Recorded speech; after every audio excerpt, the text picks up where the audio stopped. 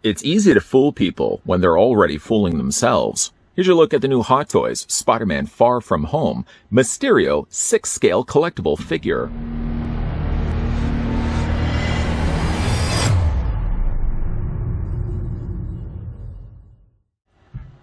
Quentin Beck is a gifted but underappreciated special effects artist. He chooses to focus his skills on becoming Mysterio, the #1 superhero in the world. A talent for chemistry, robotics, and hypnotism, Mysterio's convincing illusions of the elementals blur the line between reality and fantasy, to the point where his work seems almost supernatural in nature. Before we get the review underway for Mysterio, obviously the first thing we're going to want to do, in case you guys are curious to pick this one up for yourself and want to know just how tall the figure stands, that's where I come in.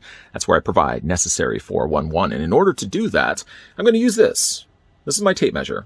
At least the tape measure I've been using for the last little while. What I'm going to do is I'm going to take it up to the dome of his head, the highest point, of course, of the figure, and we're going to move it across, just across like this. I want to make sure I'm avoiding the arms, I'm avoiding the cape, to give you guys at least the proper read of how tall this figure stands. Now, keeping in mind, because he does have that fishbowl helmet, it's going to make him a little bit taller. How tall? The figure is 13.4 inches in height.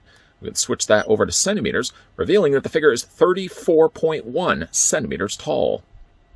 And seeing as we have already had a look at him, we can move over Mysterio. No, that's not the figure that we've looked at. Seeing as we've already looked at this guy, the upgraded suit of Spidey, you can see then the size difference between the two.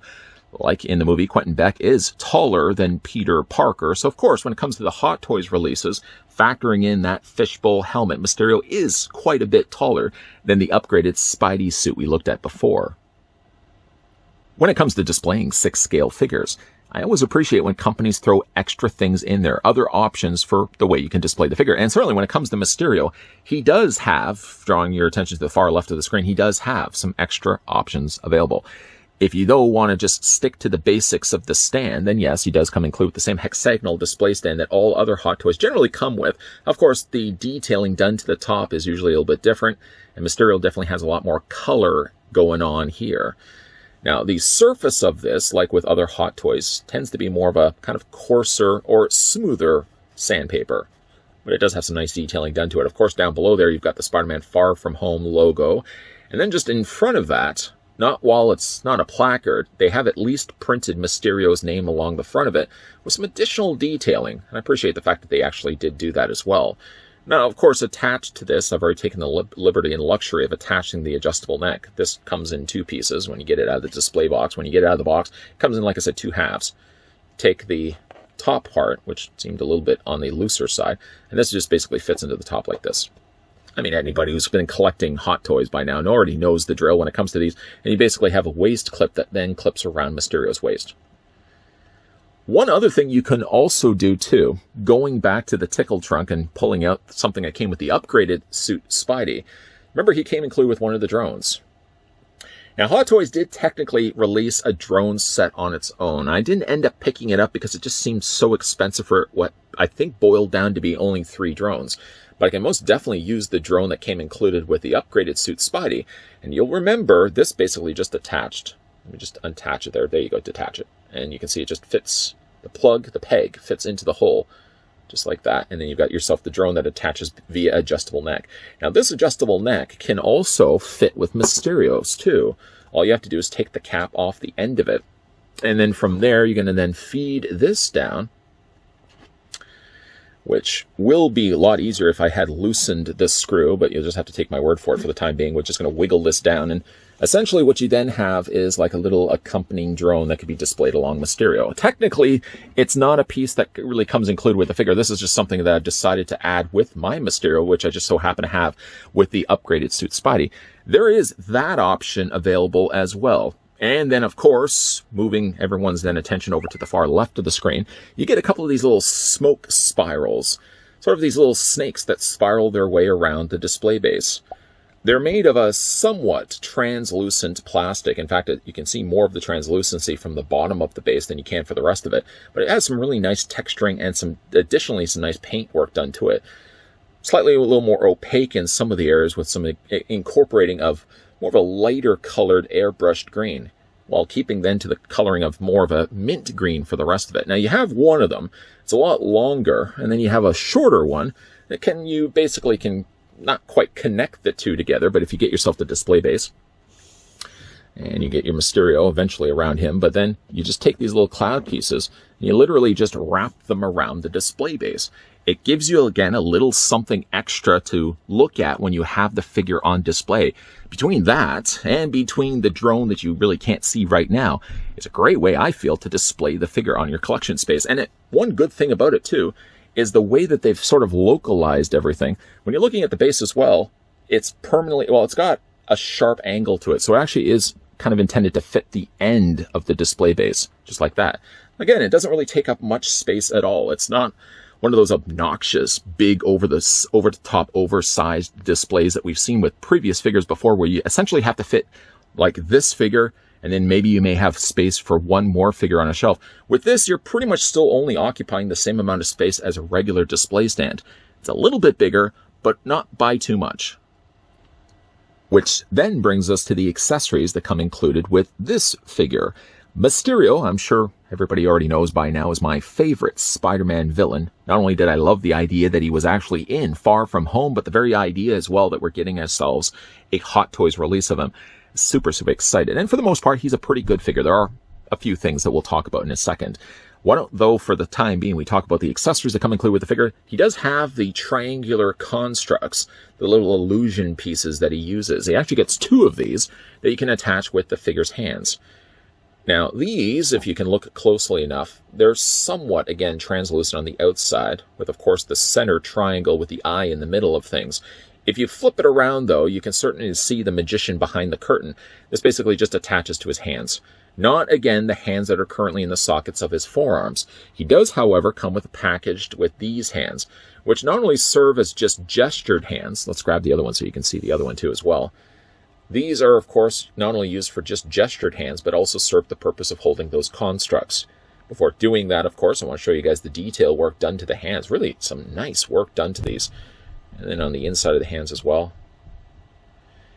What I do like about Mysterio from Far From Home is that they were still able to keep the classic costume. I would be so disappointed by the idea of them getting rid of the fishbowl. And really, for the most part, they kept the suits pretty faithful to the comics as well. But what you do, though, is with these hands, you're going to take the constructs, you're going to flip them around to the back, and located on the back, you'll see that there's texturing here, but there's also these apparent holes. Now, what you're going to do is you're going to find the appropriate hand that goes into these, which I just so happen to have at the moment, and you don't want to put them in flat like this.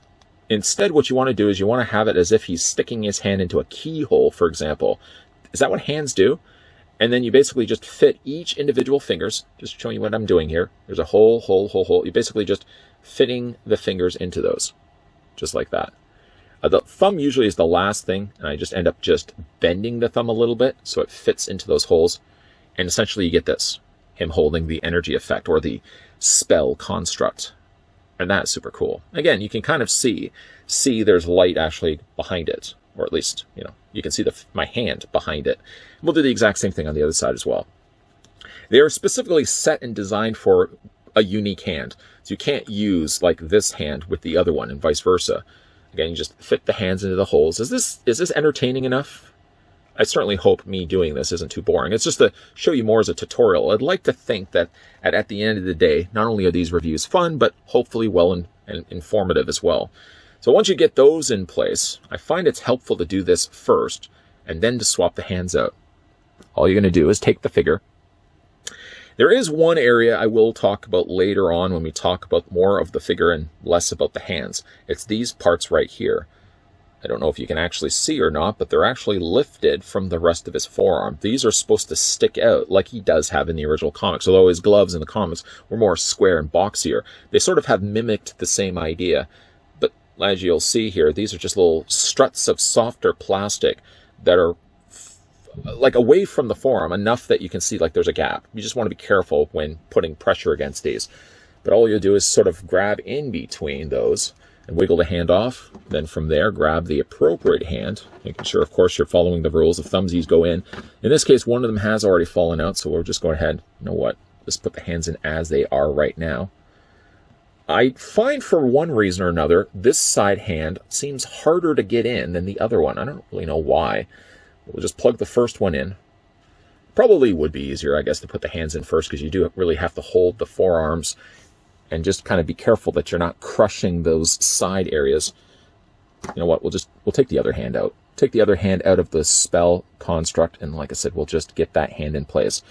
Again, for some reason, I don't know why, this hand seems a little harder to do than the other one.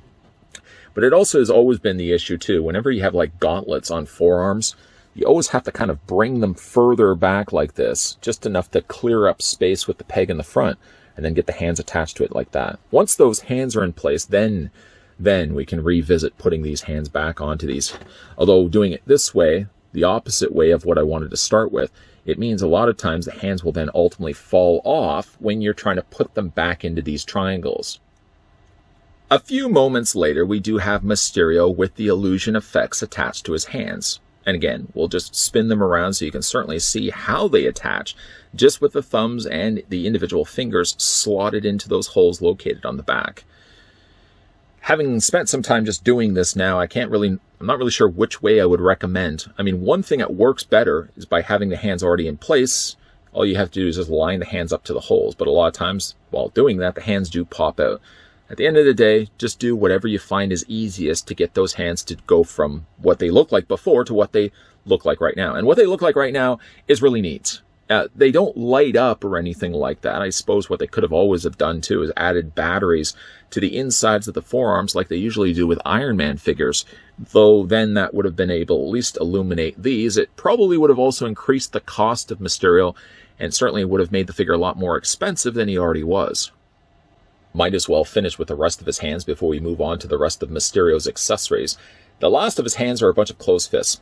And if you ask me, between the relaxed hands and then the gestured hands that are attaching to the illusion effects, these of all the hands seem to be the most boring and less likely to be used on the figure when I'm displaying him. Being that his fish dome helmet does illuminate, and if you ask me is the more interesting of the two, we're going to start first looking at him like this. The more classic-looking designed fish helmet that he has, of course, in the comics, I'm glad to see that they carried over for the live-action version of Mysterio. Certainly as a Hot Toys goes, I think it's effectively done here. What they've done for the helmet is, of course, the outer end of it is all clear. The inside of it, well, knocking at it right now, the inside of it actually is like a molded cloud, which bears, if you ask me, some resemblance to looking like a big wad of chewing gum. At least to make it look less like wadded chewing gum, what they've actually done is they've painted the inside of the dome in alternating colors of like purple and blue, just to break it up a little bit so it doesn't look so obviously like sculpting on the inside of the helmet. To now access the light compartment, what you're going to do, I find it helps to hold the front of the cape because the front cape does detach. I'll show you reasons why in a second. But just sort of hold on to this and just make sure that that's not going to come off. And just sort of wiggle the head back and forth. It's super easy really to remove. And just kind of get it around the area of the collar. And then that's the fish helmet right there. Just to show you the inside cavity. No, we're not entering into a cloud, but that's what the inside of the sculpting looks like. Completely translucent so that the light at least illuminates all the way through. I'm going to put this to the side for the time being. And then what you get access to is this part, which is going to be the part, of course, that illuminates. The instructions technically tell you that you have to detach this from the ball joint first before you install the batteries. You really don't have to, actually. If you instead flip this all the way around, still working from the ball joint, you can get very much easy access still to the battery compartment that houses the LR621 batteries. Luckily, in this case, you didn't have to buy the batteries. Hot Toys included it with the figure, but you do have to install them. So just, you don't have to make that noise while you're doing it, but just unscrew this screw there, open up the plate, and put the 3 button-style batteries in. Again, you don't have to remove this in order to do it. From there, just spin this around, and then activating the light switch from switching it from off to on, you'll see just how bright that blue actually gets. I'm not going to point it directly at you for fear that I may blind some of you, but I'm just going to shine it onto my hand just to see how bright that light is. And then, of course, to diminish that light just a little bit, you're going to take the Fishbowl helmet. You can already see how it goes from pretty much looking like this to illuminating a nice bright blue. And then from there, when you're putting the helmet back into place, I find it helps just to tuck it underneath the cape first, and then sort of just shimmy it back into place until you get it as low as you possibly can get it. It looks less like a wad of chewing gum. It kind of looks like a storm cloud, really. But again, the coloring that they've applied to the interior of the dome, just a little bit, I find it breaks it up a little bit. And it doesn't look so much like molded plastic on the inside. It is really nice. It's not something, of course, I would always have on because these batteries don't really last very long if you have them sitting for a long period of time. Well, you probably have even seen that when we've looked at the Hot Toys Iron Man, how quickly the light source seems to drop in intensity. I find so far the batteries that they've included it, and maybe for these, being that there's only really one light source and it probably doesn't use a lot of energy from the batteries, I find so far it seems to hold the brightness for a fair long time. It would have also been nice if they could have included some sort of battery pack on the back, something you could have plugged in with USB. It's not something that usually Hot Toys ever does. Most of the time it's always relying on batteries. But at least if they had like a battery pack or something on the back, like an external power supply, plug that into like a USB or something like that so you could always have it illuminated. At least to the credit of Mysterio, once again, just wiggle the head back off. Even if you turn it off, which we're going to do right now, I'm going to put it back into place. I don't feel it looks super dead. One of my biggest problems with the Hot Toys Iron Man figures is they look fine when you have the batteries going and the lights illuminated. Once you cut the lights, especially in the helmet, the heads almost and the eyes always look super dead. And Mysterio, I don't feel that's as much the case. It does still look a little less impressive than having the lights on, but at least having the lights cut out, it still looks like a pretty cool looking domed head sculpt that they've included with the figure.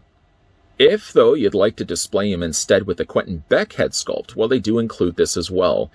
This was something that was teased to us later on, as initially when we got first images of Mysterio online, they didn't show us the Quentin Beck head sculpt. This was something that was revealed later on.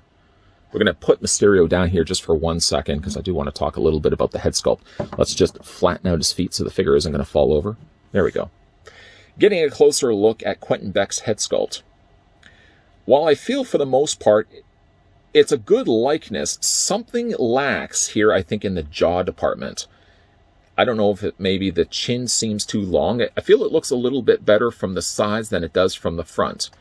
If I put my finger in front of it, I feel like that's a pretty good read of Jake Gyllenhaal.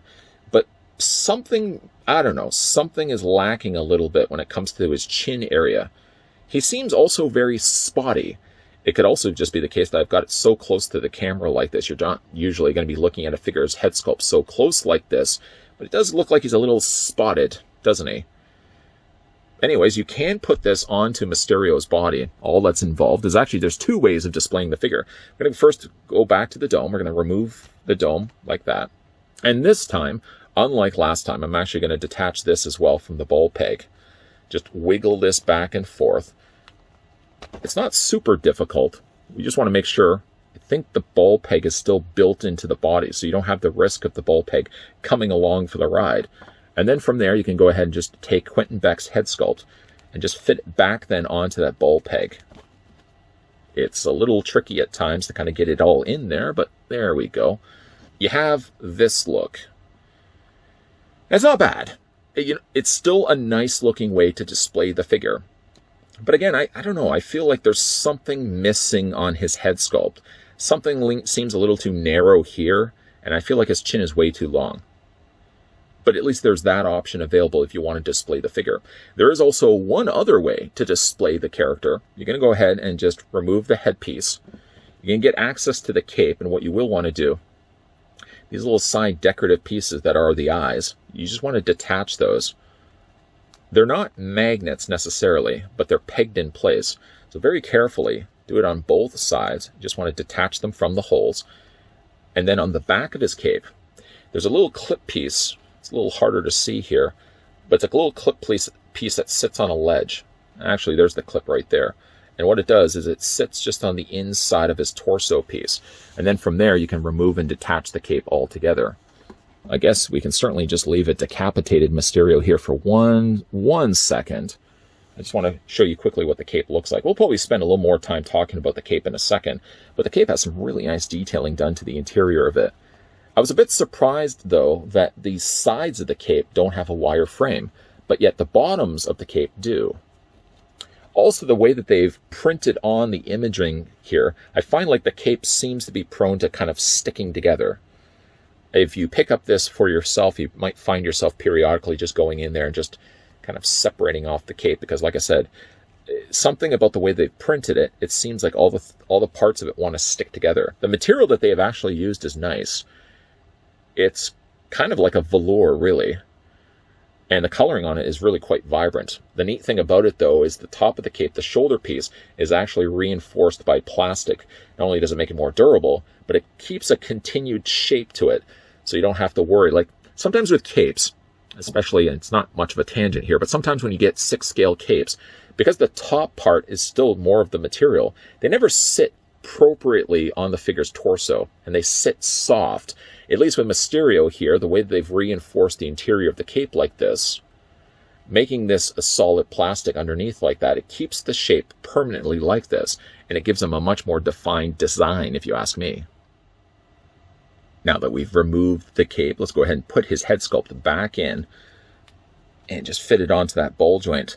The last thing you will want to do, making sure, of course, that's far enough down. The last thing you will want to do is now, of course, you've got these extra holes. What are you going to do with those? Well, Hot Toys does include an extra set of the eyes, just on their own, not, of course, attached to a cape, and then these attached to his body. And you can fit them like this. What you want to have is you want to have the frame of the gold on the inside. Because I almost wanted to do it like this, but actually they go the opposite way. And you just fit one into the hole, like that, and then you just do the exact same thing on the other side. I don't personally know of anybody, I don't want to speak so quickly in advance, but I can't think of anybody that really would want to display him like this. I mean, I appreciate the fact that they included the options like this, but why would you want to display him without the cape? For me, I would think you would either want to display him with the domed helmet, or you'd want to display him with the Quentin Beck head sculpt. Why would you want to then leave the cape off? The option is provided. It's there, available by Hot Toys, but I don't feel like it makes sense at all. The only reasoning, logic behind all of this is if you want to take the cape off so you wanted to see what he looks like sculpted underneath. I just don't like him looking without the cape. Whether he was in the movie or not, without the cape, I just don't like the design of him. I'd rather, if anything, either decide for myself to display him with the domed helmet or display him with the Quentin Beck head sculpt, and in both cases, I would likely still keep the cape intact. So doing just that, I decided to put the cape back in place. All I did was remove the eyes, the standalone eyes, and I plugged the ones back in that were attached to his cape. And I think that gives you a much nicer look, if you ask me. Now that we've looked at the head, and technically we've also looked at the cape, let's look at the rest of Mysterio's body.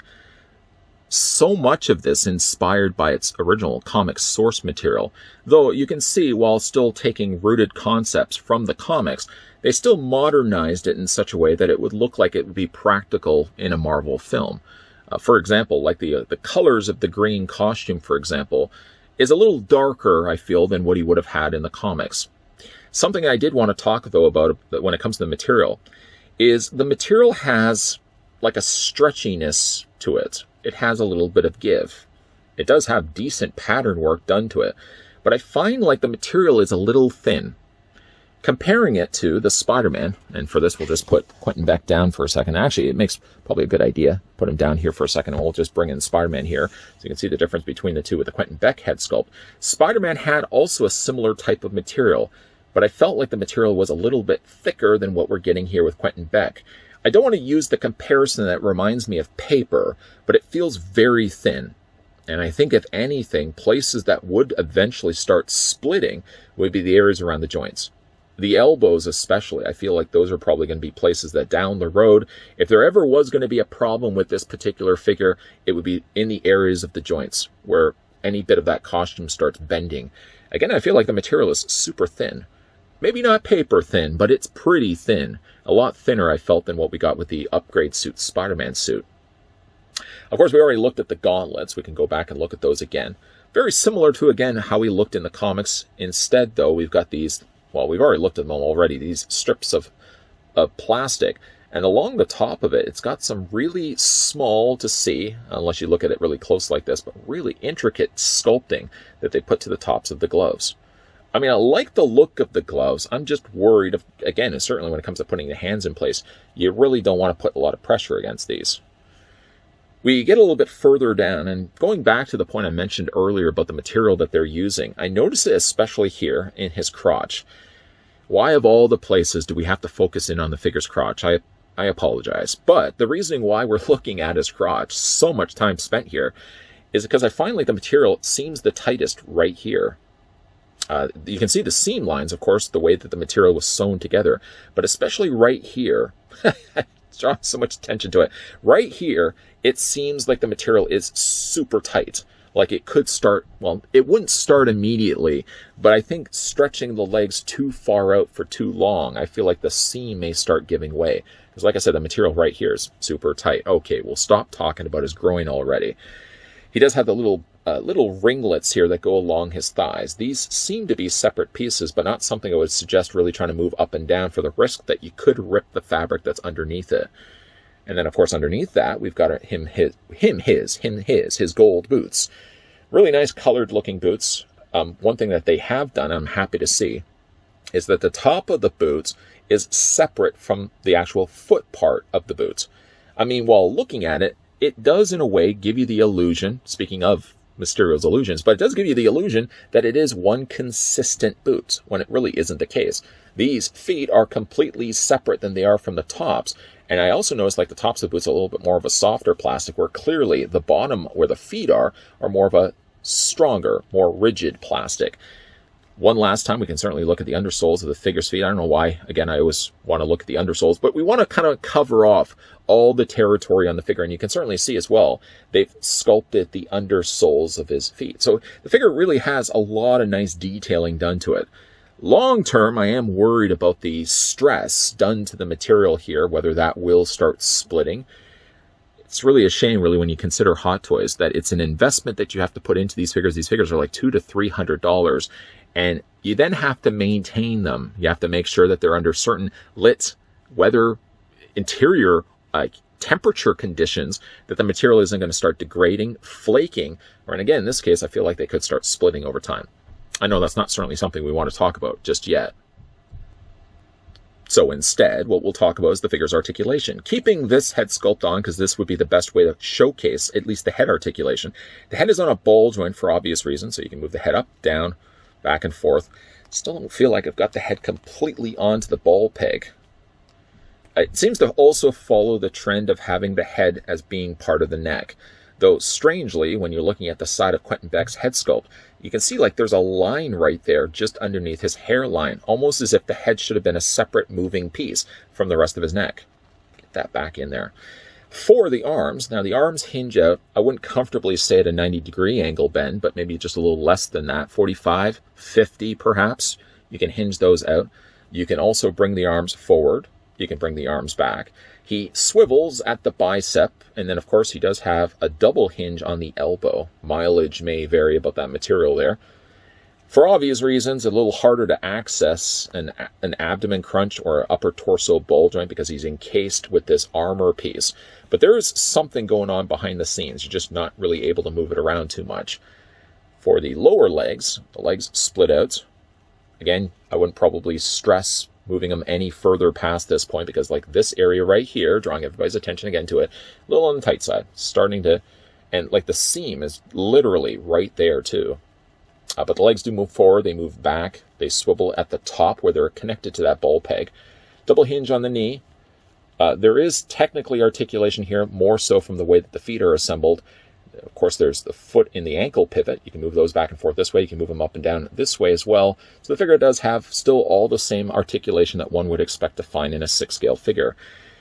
He's a nice looking figure, I think, still at the end of the day. Even though I think for the most part, it's a better head sculpt than what we got with the Paul Rudd Ant-Man. Still, that's one of the worst and one of the reasons why I never picked up that Ant-Man in the first place. I wouldn't certainly put Quentin Beck or Jake Gyllenhaal's head sculpt in that same category. For the most part, it's pretty good. Something is off around the lower jaw area. But it's okay for me because the whole reasoning why I did and why I'm freeing up space here on this side right here, the whole reason why I picked up Mysterio in the first place is never really to display him with the Quentin Beck head sculpt, though I appreciate that they did include it. I'm definitely going to be displaying him instead with the fish dome helmet. That's one of the things I really liked about Mysterio in the comics. That's one thing I really liked about him, at least having it for some of the scenes in the Far From Home movie. And it's certainly what I did like about the Hot Toys release of him, and all the more reason why I'm going to display the figure looking like this. Even though this isn't going to be the way I'm going to display Mysterio on my collection shelf, I feel equal opportunity should be provided. That I did talk a lot about the fish dome being my favorite thing that in final looks, at the very least, I could do is have the figure displayed on the rotisserie with the Quentin Beck head sculpt. One last opportunity as well to get a pretty good look, I guess, at a somewhat decent Jake Gyllenhaal. I don't know. There's something's not jiving to me about his lower jaw. Maybe that's the thing that's throwing it off.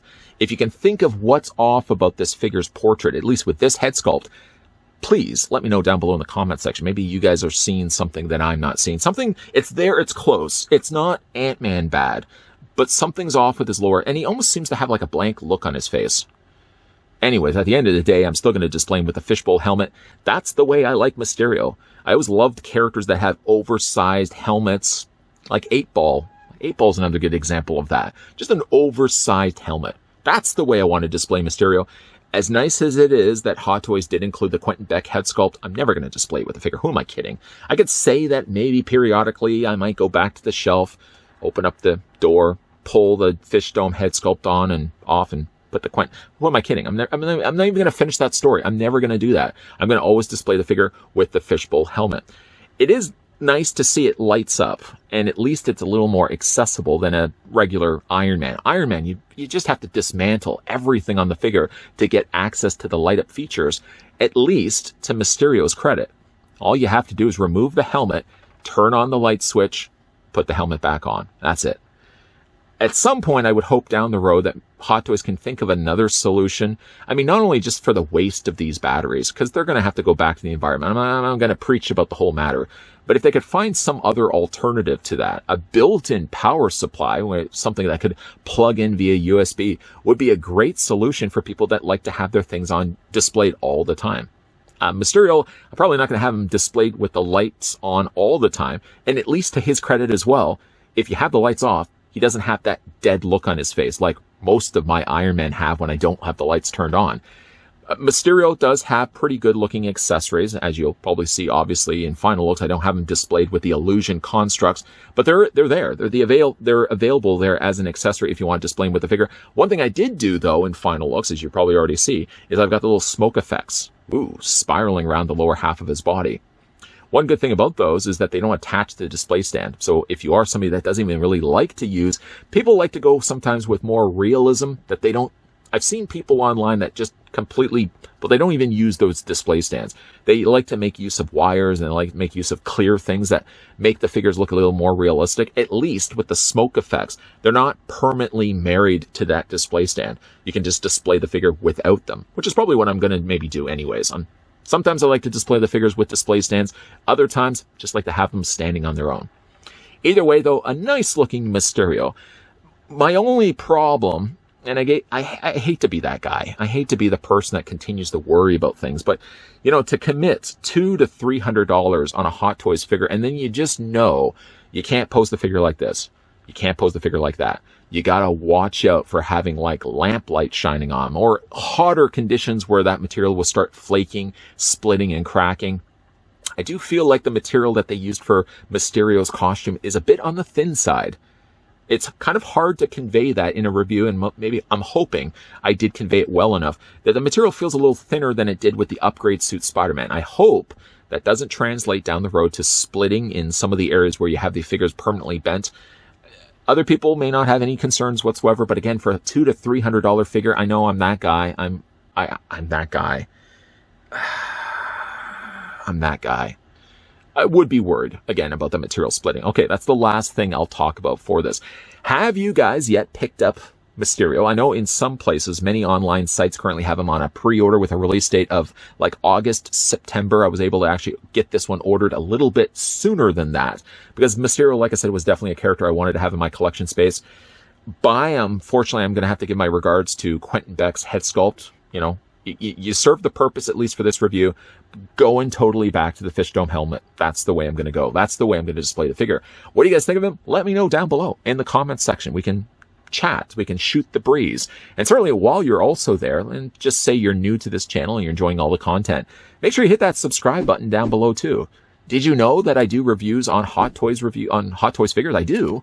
Not all the time, but a lot of time I do. So if you do want to check out some of my other Hot Toys reviews, there is a playlist that should probably be popping up right after I finish talking away. I do talk away sometimes too much. Make sure as well you hit that bell notification as well so you get those friendly reminders of when new videos are popping up. And in case you are curious, yes, we are going to be looking at more Hot Toys reviews in the not so distant future. Lots of stuff coming your way, guys. As always, thanks for watching. See you guys next time.